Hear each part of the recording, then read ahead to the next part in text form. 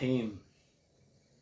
جامع ترمذی، ابن ماجہ اور نسائی شریف کی روایت ہے، جناب رسول اللہ صلی اللہ علیہ وسلم نے ارشاد فرمایا کہ رمضان المبارک کا مہینہ ایسا ہے کہ جیسے ہی رمضان کی پہلی رات شروع ہوتی ہے، اللہ تعالیٰ سرکش شیاطین کو قید کر دیتے ہیں اور غلقت ابواب جہنم، جہنم کے دروازے بند کر دیے جاتے ہیں، اور ان میں سے ایسا کوئی بھی دروازہ جہنم کا رمضان کے ختم ہونے تک نہیں کھلتا۔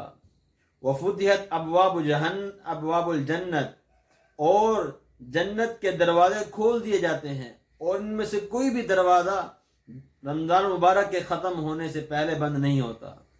اور اس رات کے اندر، اس رمضان کے راتوں کے اندر اور دن کے اندر یہ آواز لگتی ہے، اے نیکی کے کرنے والے آگے بڑھو، نیکی کرو، اور برائی کے کرنے والوں برائی سے باز آ جاؤ۔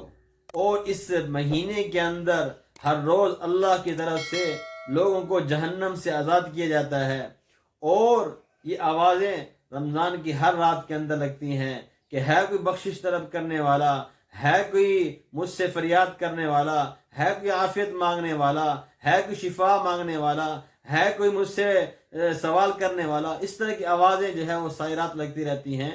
اس لیے ہم ان راتوں کے اندر عبادت کریں اور اس کے دن کا جو ہے وہ روزہ رکھیں۔ السلام علیکم۔